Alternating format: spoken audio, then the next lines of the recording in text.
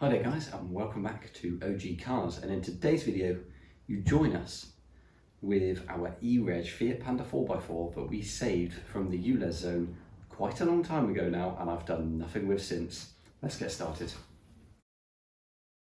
So let's talk about what we've done so far. So obviously I went and bought the car, handed over the money, drove it back, realised it hadn't been out of London for like 20 years. The prop shaft bearings were completely destroyed and I had really bad lag from the carb trying to pull away anywhere. So I knew that the prop shaft front joints and the carb were definitely on the cards. So what I did is the right thing, and I parked it up in a garage and didn't bother looking at it again. Admittedly, I took it to work once, to which everyone said, "Why did you buy that?" Because obviously it looks like this. And obviously this is covered in dust now, but it doesn't look much better with all the tape on the bottom of the doors, so on and so forth. The paint isn't the best, fair enough. I am going to get this car resprayed. As much as I love patina, it needs to be done. So after a little while, we decided to bring the car back up to the house, and then I got to work under the engine bay. And when I say under the engine bay, I mean I've barely done anything at all. It had a new fuel pump literally just before we bought it, so that's fine. But the fuel hose was absolutely knackered and the filter was horrible. So I've replaced the fuel filter for a nice new Champion one. We've got some new hose going up to the carb and up to the fuel pump from down the bottom section there. So all the fuel hose is good. Obviously you need to make sure your fuel hose is good. Any, you know, it was so perished, it just looked like it was going to leak any moment. You can't risk it. You know, you're risking a car fire, so there's no point. So I've done that already, and I've rebuilt the carburetor already. Admittedly, I didn't have a full kit, so I've only got like tidbits left. So I've just given it a good clean out. I've done a few new gaskets, and I'm just gonna hope that it'll tune up and work. But let's find out. The other things I need to do under here, we'll obviously take a look and see now. But just before that, let's talk about shafts. Now, I'm not about to get back underneath again because that was a bit of a pain. Admittedly, the 4x4 is high enough, you could just lie under, get most of the bolts undone, move it forward slightly so the prop's turned over, and get the rest of them undone and take it off. And that's what I did. I took off the shaft, I changed both CV joints because they were both really dry because the rubber boots had disappeared. Put new boots on, of course, with the new joints, and just slapped it back on. So I'll try and overlay some pictures if I have any of that. But basically, that side of things is already done. So hopefully the prop shaft noise and the carburetor problem have both been resolved. So here's the other thing, the car hasn't moved from its hiding hole for a while because cars keep getting parked in front of it, such as the Volvo, the Skoda Favourite, everything else. So what I'm going to do now is just roll it forward and see if we can have a good look around it.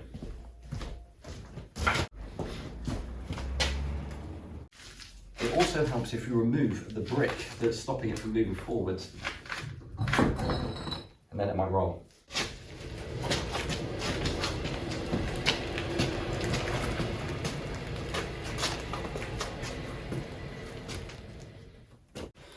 Okay, so the question is, what now that I've moved it forward?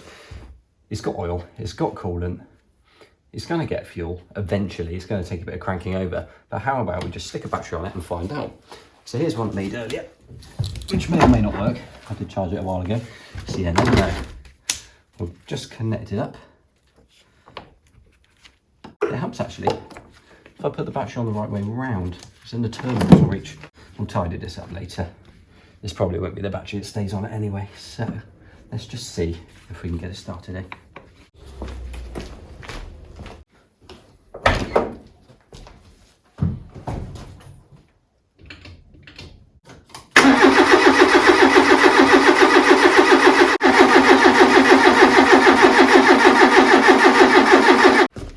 I think that one's flat. Okay, so I've got another battery on there. Let's hope this one doesn't die and we can get some fuel through. Right guys, this is third battery lucky. Is it third time to charge? Something like that.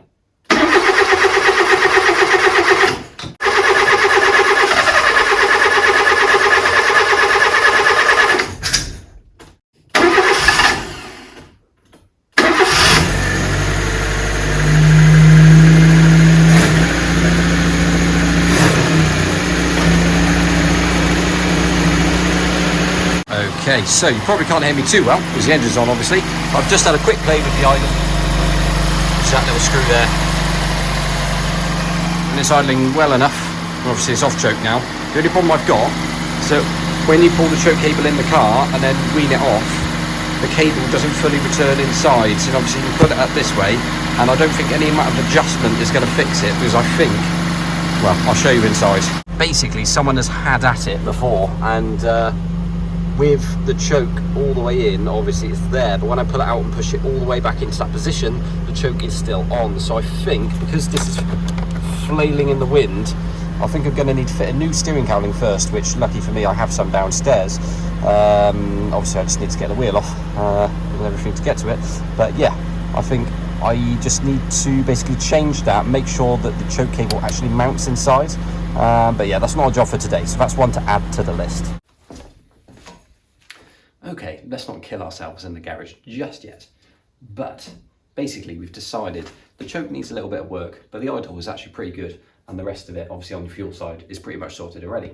I'd like to do a full service, so we're going to do an oil and oil filter change. Again, not today, this is just stuff to add to the list. The spark plugs, I think stuff like the HT lead and the distributor cap and everything like that actually looks quite recent, so I think all of that's been done as well, so that should all be fine. Obviously we can give it a check over anyway, but other than that, it just needs a really good clean under here, and I'll probably do a coolant flush and change anyway, just because it's a bit on the older side. That said, it is holding coolant really well, so that's definitely a plus. Let's have a look around the rest of the car now. Right guys, I'll be completely honest with you, the interior is quite naffed. The seats are not the best, and yeah, the side panels on the doors, definitely not the best, especially yeah, that. I think the best thing to do is going to be to find another interior, because recovering bits of this, it's just going to be different anyway. If I can find a full interior, then I will. So that is on my list as well. A quick look underneath is actually really quite good. You can see the new prop shaft there as well, but even the fuel tank isn't rusty, which is a bonus. On these, they certainly do go. The exhaust is looking a little bit crusty up there, but I can't actually see a gearbox oil leak, especially from this side anyway.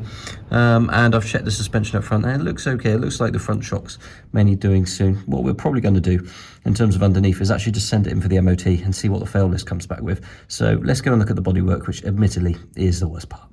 Okay, so let's do a walk around bodywork. I mean, it's not terrible. It's not hold, like the wings aren't hold loads. There's not like rust all around the windows, but ultimately the door isn't the best. I mean, to be fair, this one isn't bad, but it does change story towards the back and on the side.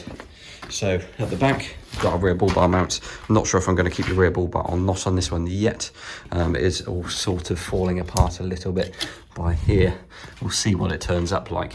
But that boot lid, I'm telling you now, well, it's got no boot lock on it for a start, so I robbed it for char. But yeah, it's seen better days. Let's just put it like that. Luckily, I've got other boot lids, so that's fine. We've got a spare in there. What else we got? We've got a parcel shelf. That's good news. Oh, that's a Skoda favourite spoiler I've been looking for ages. I'll let G know, because she'll be wondering where that went. And then we come to this side. So the lights held in by tape. Good touch. I've got spare lights, so if the mounting points are broken, we should be able to fix those. The paint's not the best, especially around there. It's obviously starting to go. I don't know if it's going to need welding there or not. Obviously, if it does, we'll get that done. It's nice that the underneath is so good, but this door, not good at all. It's literally, I mean, I'm tempted to take this door off for the MOT, because I know there's a rule about sharp edges, and this may well cover them, but I don't know how far I'm going to push the boat. So I've got spare doors. Again, I'll probably end up putting one of those on there. Even the rear arch seam here is really clean. It does need a clean, but like it's not bulging out and really rusty. The good thing about the 4x4s is they've got an inner arch section as well, which covers most of it, so that's good. And yeah, it's looking really clean in there, so I'm really happy with this, to be fair. The tyres are naffed. They're different sizes all round, and there's some serious perishing to the front, which I'll show you now.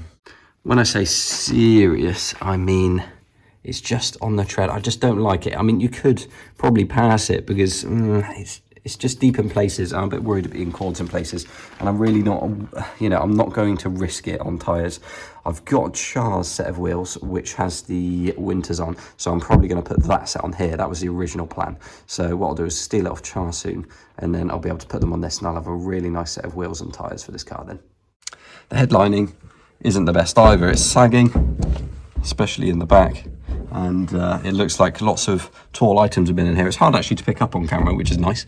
Makes it look a little better, but yeah, it's certainly not the best. So what have we gathered so far? We need to do a full service and play with the choke. We need to do that interior plastic. We need to do the seats and the interior, ideally. If we can, that'd be nice. Just make it a really nice car, because this car as well is going to get a full respray. That's really what I want to do, is just make this a really top-notch car. The previous owners were so lovely. They loved this car and they did want it to be restored to its former glory. So that is the plan, is to do it up for that. What else does it need? Underneath, it's actually pretty good. Obviously, it's had the prop shaft done already. It may need a little bit of suspension work. Obviously, we'll put it in for the MOT and probably just find out. But I'm glad it's quite a clean car, and hopefully we don't have any rust problems. Let's hope. In terms of add-ons, this car has actually been spec'd really well. It's got the mud flaps all round. Admittedly, it's missing one of the rears, so I'm not sure whether I'll keep them or not. I probably will keep the fronts at least. I may have a spare rear. If anyone else does though, just as a single, please let me know, because that'd be perfect. It's got front and rear bars. The fronts are a bit damaged. He did tell me about an accident that this car had, luckily only to the ball bars, literally in his car park where this car was stored. Someone pulled into the exit, I think, while they were trying to come out, and literally just tapped the front of the bar, and it's just pushed it back on this side and bent it all, especially around there. So we'll see what happens with that. It could be done up and used, obviously, but it's one of those things. Does it look better with or without? I always say with, but some people prefer it without, so it's going to be one of those things. It's got the bonnet vent, it's got a roof rack with like these ski racks as well, but the roof rack's falling apart, so what I'm going to do is take that off now. Right guys, I was going to do it, but I'm actually not going to go any further. I did actually just take these bars out very quickly, but literally everything's rusted and that's not even a bolt anymore, is it? It's literally falling apart. It's all rusted together. I think it's all literally rusted into place. So what I'm probably going to do is just cut them in the middle and literally just peel it off, because I don't think anyone's going to be able to use them in the state, and you may as well just get a different rack. This isn't, as far as I know, an original Fiat Panda roof rack, because obviously you had the 4x4 Sizzly one which mounted here into here and then came up across and had like a wraparound under here similar to this, but I've not actually seen this rack before, but ultimately the bars that support it have fallen apart, so I'm just going to get rid, unfortunately. It is a shame, but ultimately this car, the exterior, has certainly had a life. Okay guys, it's getting late and I would like to have a shower and then go to sleep, so we're going to leave it there on the project ULEZ car for now. But ultimately we've got a decent list there, and I'm hoping to actually get started on most of this really soon, because I want to get it MOT'd, get it done, and then just get it in for a respray, because it's going to take a while to do the full respray, admittedly, and then I'm going to need to find an interior and fit that. So it's going to be, you know, a long time coming. It's been a long time coming anyway, but ultimately we need to make some space at home, and I don't really want to sell this as a project. I want to keep true to what I told the previous owner, which is I would do it up, and I would like to at least use it, you know. So that's the plan, is to get it done, use it, and then it will be passed on to somebody that can enjoy it, because obviously we've got too many things to enjoy as it is. So that's the plan, and we hope that you guys will join us for the ride. Obviously, if you've got any thoughts, then please let us know. Like, comment and subscribe, and we shall see you all in the next one.